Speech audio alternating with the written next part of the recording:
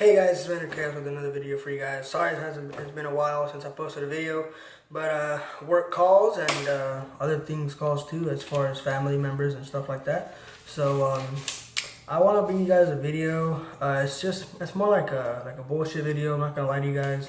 Not really much to talk about on the NFL right now. So I'm gonna name this video NFL latest news and rumors. So without further ado, let's get this thing rolling, guys. So rumor is the Rams will select Mannion over Goff. My prediction is that Sean McVay, which is the head coach for the Rams, will choose Jared Goff over Mannion for week 1 at least. And I predict that Goff, in my mind, I think Goff will thrive under this new head coach. I think that Mannion will be the second string, but he will give Goff a run for his money. I really think that those two are going to have just one of the greatest battles with the quarterback starting position.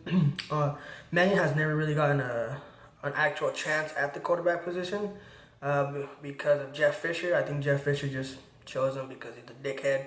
Sorry, I never really liked Jeff Fisher, but so I think it's going to be Goff over Mannion. So hopefully Goff can thrive, and we'll see this upcoming season.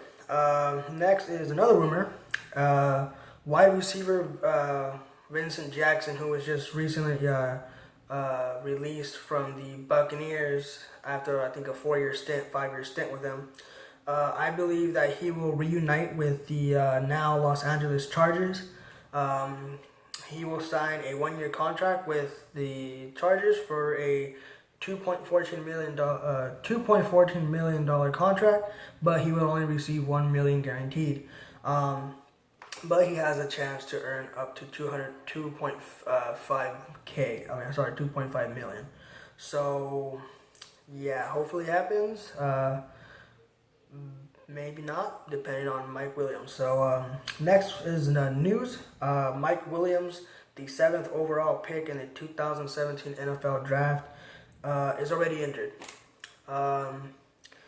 It said that he may or may not have a season-ending injury because he will need back surgery. Now, there's a couple of reporters that say, oh, he's going to need surgery. There's other ones that say, no, he's fine. He's practicing and stuff like that. But I'm going to go with Ian Rappaport's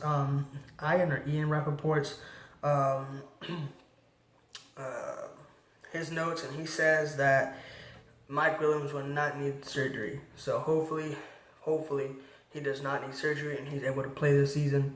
If not, like I said, Vincent Jackson would be a good option, especially because he's tall. And that's what we need. So next is news again. The NFL is wrapping up its investigation on Ezekiel Elliott. I think Ezekiel Elliott he'll be fine. Nothing's gonna happen to the guy. I think he'll be playing the full season, all 16 games. I believe he's gonna have a tremendous season again. I think he's gonna rush for over 1,300 yards. I think he's gonna get up to maybe 12, 13, 14 touchdowns around there. He's going to have a couple receiving touchdowns as well. Yeah. Next is news again. Jaguars players Jalen Ramsey and Aaron Colvin are injured, and they will be put injured for the mini camp or whatever the hell camp it is. They're going to be injured. They will not be doing camp for a while. So, sucks for the Jaguars. So, yeah, hopefully they get better.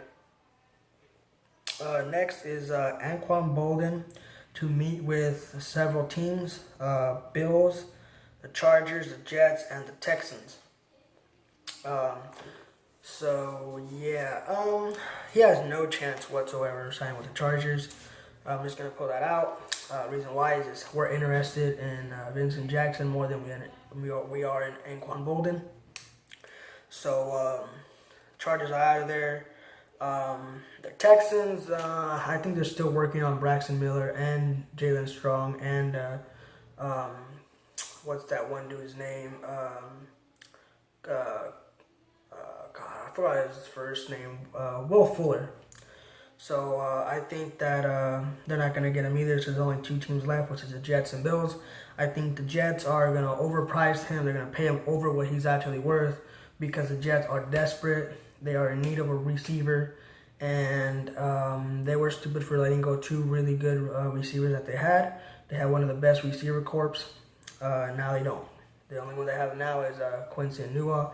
So hopefully they're hoping that Bolden will go with them.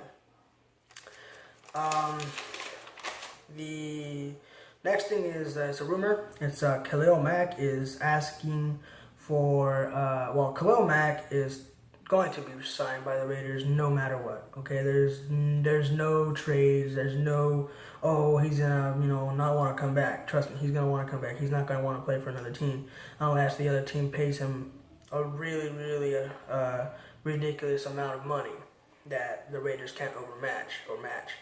So I think in my mind, Khalil Mack will be getting paid $26 million a year. I think he's going to get paid, I think he's going to get a contract of $130 million for 5 years, or 4 years, or whatever you want to call it. So, yeah. And I say to the Raiders, please be smart, re-sign the guy. He's one of the best players right now. Possibly one of the best linebackers / defensive ends there is in the game right now. In the future, he's going to overpass players like Von Miller, Justin Houston, Tamba Hali, and other big-name players. So Raiders do the right thing and sign the man.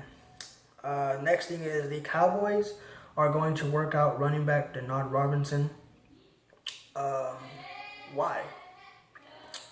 Why would you work out a running back when you already have pretty good running backs? You got Ezekiel Elliott, Darren McFadden, Alfred Morris, and some rookie named Jahad Thomas.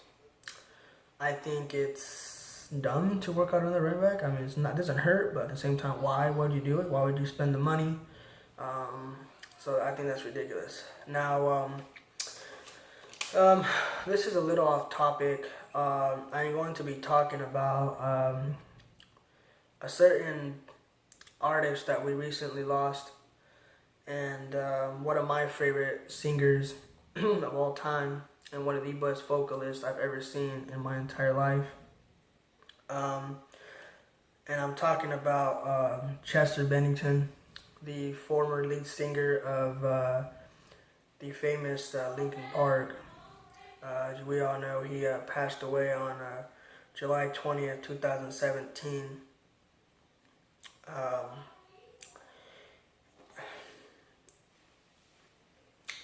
He left behind a legendary reputation. He dug into our hearts, really deep into our hearts with his music, and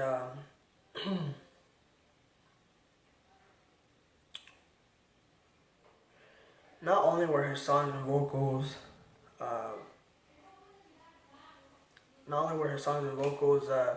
pretty deep to us, his presence, he was a great man, and everyone knew that he had huge demons.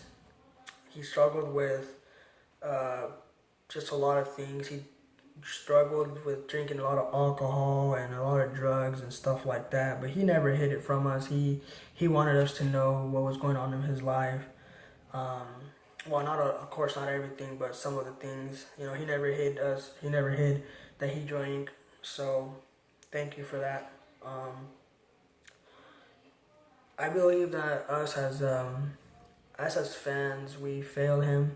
In almost every song, you can hear a piece of a message that he was trying to send us.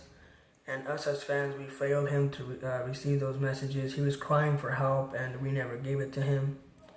And me as a fan, I want to say I am truly sorry to you, Chester Bennington. Hopefully you can find peace in the next world or in the next life, as we all will meet you up there pretty soon. He was 41 years old. He's really young still.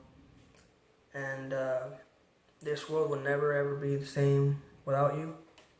Linkin Park will never be the same without you. Alternative rock will never be the same without you.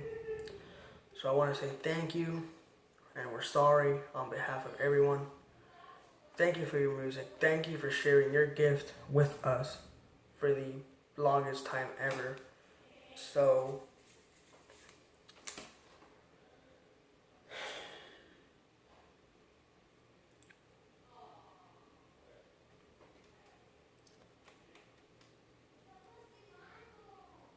there's nothing else much I can say, guys. He was one of my favorite artists, and he's gone. And